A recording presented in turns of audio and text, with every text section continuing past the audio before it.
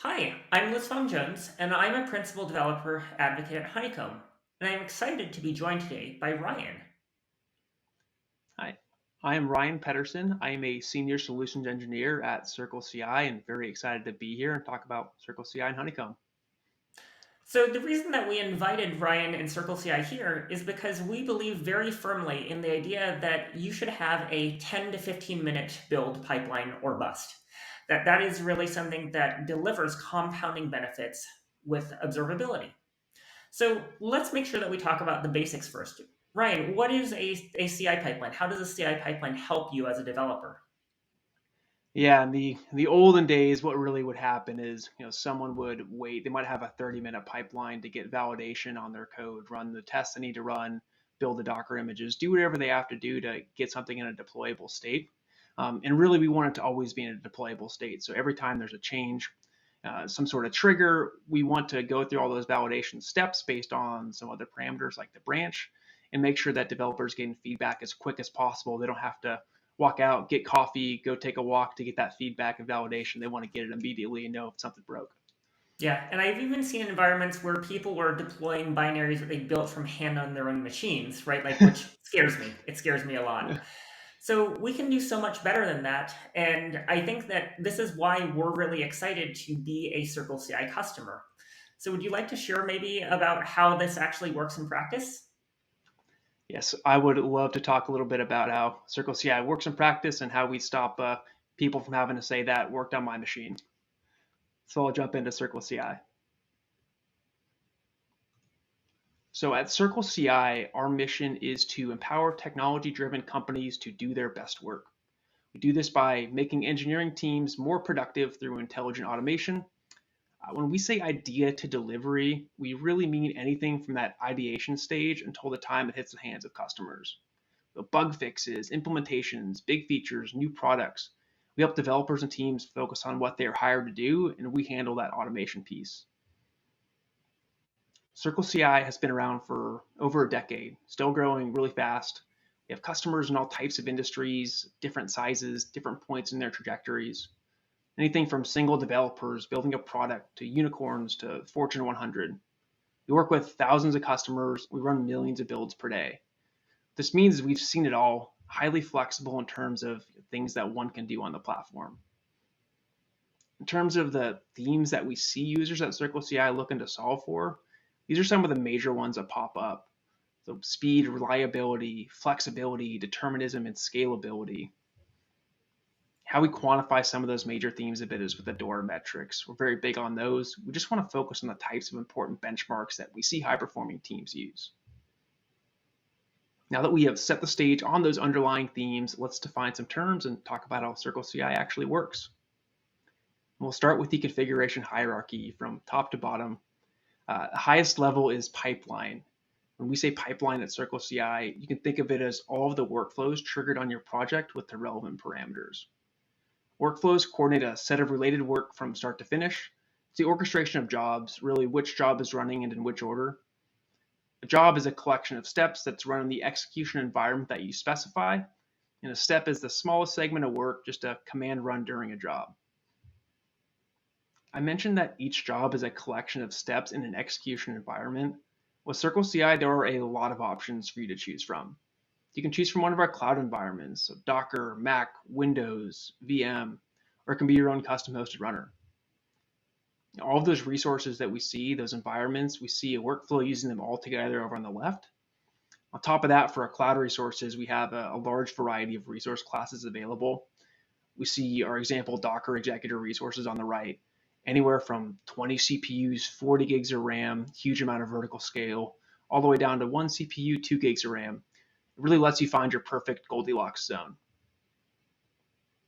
We talked about writing config. You can absolutely write out all of the commands you want in the environment that you specify, but you can also utilize orbs.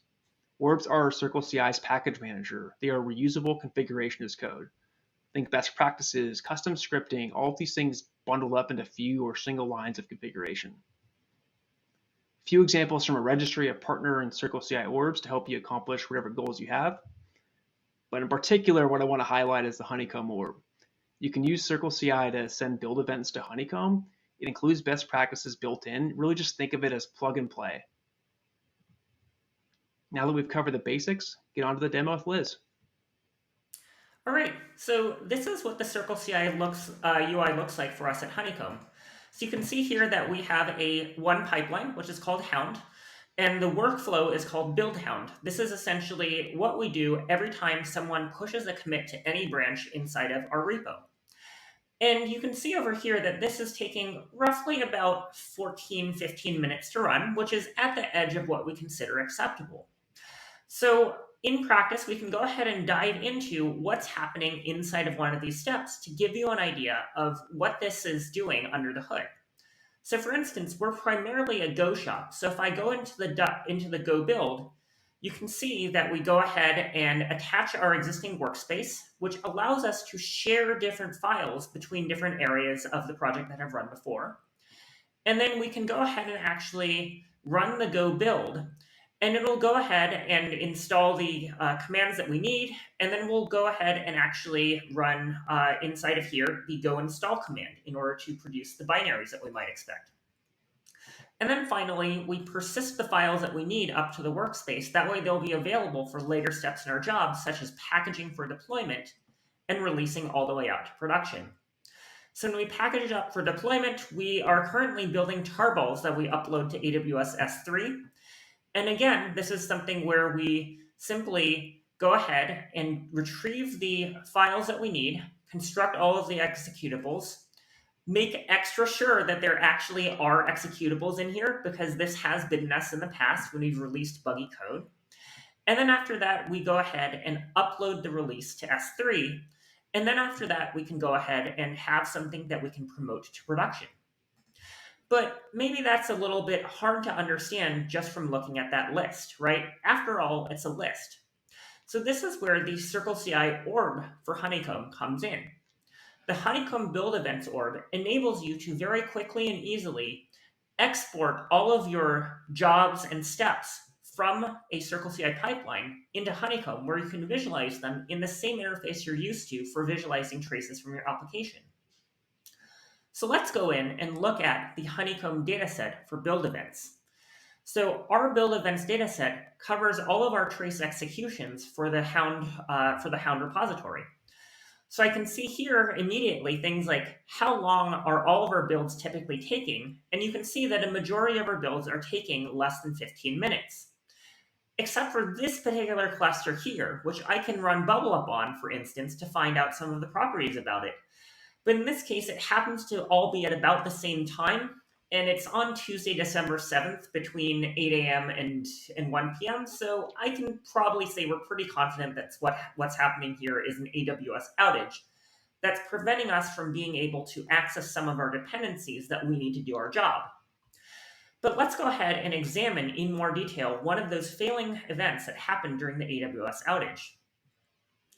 So we can see here that we were stuck waiting a very, very, very long time trying to actually get this data uploaded into the build process, right? Like you can see that we actually built all of these artifacts, but that it timed out waiting to even go ahead and send that into AWS S3, because S3 really wasn't that available for us. We weren't able to get the credentials to push to S3. But let's look at a more typical build that's passing. For instance, one from just this morning. So you can see here, this is a build that takes less than 15 minutes, and we can identify all of the constituent components of it. So I'm going to go ahead and first collapse all spans of the step so you can see the durations like you might see in the CircleCI view, right? Showing, 8 minutes, 4 minutes, etc. But let's go ahead and dive in a little bit into just one of these things, and let's talk about why we're seeing 4 different instances of Go test here when there's only one instance of Go test in this list. Ryan, what might be going on here? This is one of my favorite things. So what we've done, if you have a really long test suite and you need to reduce that workflow duration, you can split up the test step over a parallel container. So this is test splitting and parallelism at work. So that's a great way to reduce that time and that feedback loop to get under that 10 to 15 minutes that we're talking about, and really speed up those lengthy test suites. Yeah, so the way that this works is that you basically configure something to tell CircleCI what your list of tests is, and then CircleCI will indicate that some tests should run only in container 0, container 1, container 2, container 3. And what you're doing is you're making the trade-off of spending a little bit more in CircleCI credits and getting back a lot in terms of your developer productivity. Because as you can see, each of these Go tests, right, each of these steps would have taken 3 minutes on its own, so combined it would have been 12 minutes, right? And we wouldn't have time to do anything else like packaging and deployment. But by parallelizing it, it enables the Go test to not be the slow step. What turns out to be the slow step, actually, is producing one of our large JavaScript images. That's the thing that's taking about 470 seconds, and that's kind of what we think is probably the slowest step in the process. That, and also there's a critical step between the JavaScript run has to complete before we can complete any of the other larger Docker steps here. So the kind of combined sum of these 433 seconds and these 171 seconds, that's what's causing the build to be the length that it is. So if we needed to reduce the amount of time that it took to do this build, we probably would want to focus on decreasing the amount of time this JavaScript step takes. So if I zoom in, right, like I can go ahead and dive all the way down into individual steps within the job, right, and individual commands within that step. So what I can see is I can see that we're spending a lot of time, oh dear, that we are linting even before we start the test process. If we wanted to make this faster, we might want to kick off the test process in parallel with or sooner than running the lint in order to avoid having this stuff queue and wait for a while.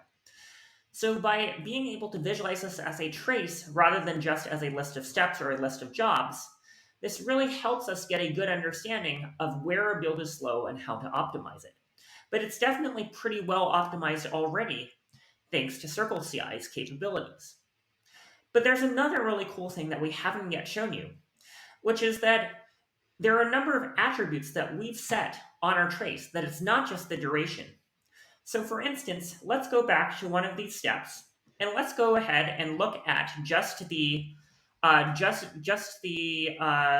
tarball. Let's suppose that I wanted to find out how large the tarball size is over time, and whether our tarball is getting more and more gigantic the more and more time goes on. So we've created a variable that's called asset size bytes for the ARM64 architecture, because we're huge users of Graviton 2 at Honeycomb, and therefore we want to make sure that we are deploying binaries that are both deployable on Graviton 2, as well as binaries that are deployable on traditional x86 hardware. So what I'm going to do is I'm going to show a heat map of this property, asset size bytes for the ARM64 architecture, where this parameter exists. And let's go ahead and look back over 7 days. And let's go ahead and see. So we've had a number of binaries that are taking roughly about 350. Let's have a look at this. I might want to do a max of asset size as well. Right, this is the standard Honeycomb query language, so I can see here that we're having our binaries be about 340 megs.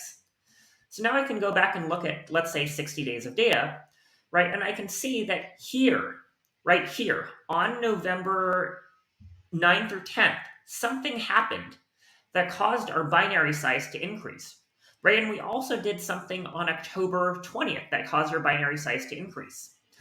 So being able to plot any parameter that you can extract from your build and to be able to visualize it inside of the Honeycomb UI is super powerful in our opinion.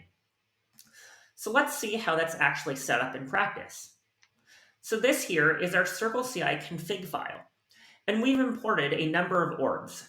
Not just the Honeycomb build events orb, but also other things that we commonly need. For instance, the CircleCI supplied Slack orb that lets us notify our team on Slack if a build job fails, as well as some other things. For instance, interacting with Kubernetes and ECR, for the AWS CLI for uploading to S3, right? Like all these things are things that we have available to us as a library of components. We also have a bunch of executors here, right? And these executors are used for performing certain tests. For example, for tests, we use the Go MySQL executor. And then for our base image, we just use the CircleCI standard base set of tools. But let's go ahead and have a look for build events. So the key things that you need to do for build events are you need to set up 2 specific jobs. In your setup job, you're going to start your trace with a step called build event start trace. And then after that, you can go ahead and create a watch job whose job is just to wait for all the other steps in the build to finish. That way it can report on the status of all of them. So we'll go ahead and say, watch, build, and finish, and then it will return success after it's done and send the trace for the root span off to Honeycomb. Within any given job, you're going to also have, as your first step typically, a step that's just a meta job, right? Like that is, build events with job span that says, this is what this job is. So instead of putting all of your steps at the root level, you're just putting build events with job span as a wrapper around it. But it gets more interesting if you have something like you want to add some key value pairs, right? For instance, we might want to count how many TypeScript files are there versus JavaScript files, right? Because we're interested in the progress of our JavaScript to TypeScript migration. But with CircleCI, it's really easy to do because we can execute this continuously as part of our build, and we can add these key value pairs, right, the same way you would add to Honeycomb as fields. Isn't this neat, Ryan? That's so cool. Right, so let's have a look here. So we are creating a variable called TypeScript files versus JavaScript files.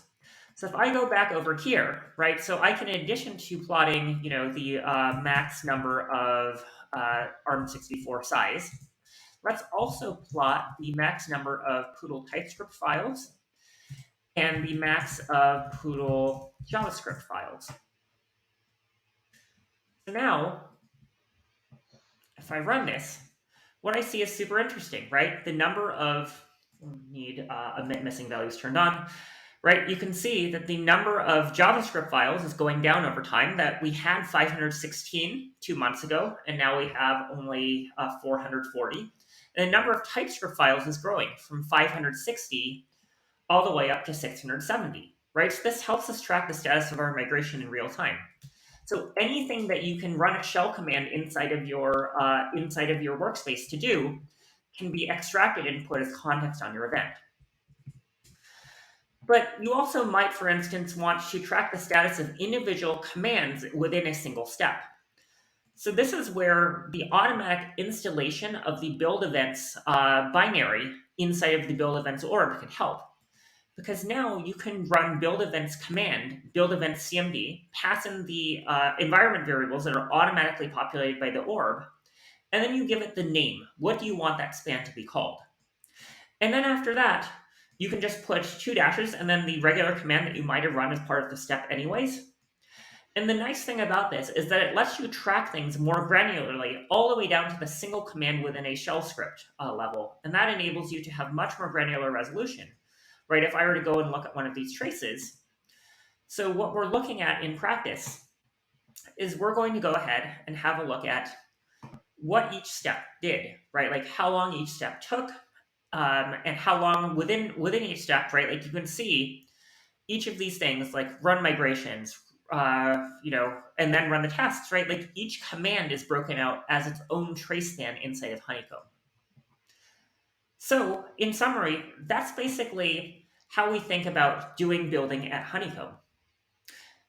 So, why don't we go ahead and zoom back out to the big picture? So, that's how CircleCI helps us at Honeycomb with being able to get 10 to 15 minute builds or bust. And that way, people never feel tempted to skip the tasks when they're checking something in because they know it's always going to give them feedback within 10 to 15 minutes of pushing a commit up. Additionally, we think that it's really powerful, not just for us, but for everyone who's both a CircleCI and Honeycomb user, to be able to use build events to optimize their build pipeline and figure out when they should be making use of those CircleCI features, like parallelism and container size. What do you think, Ryan? Do you think that we're kind of in the more advanced set of CircleCI users?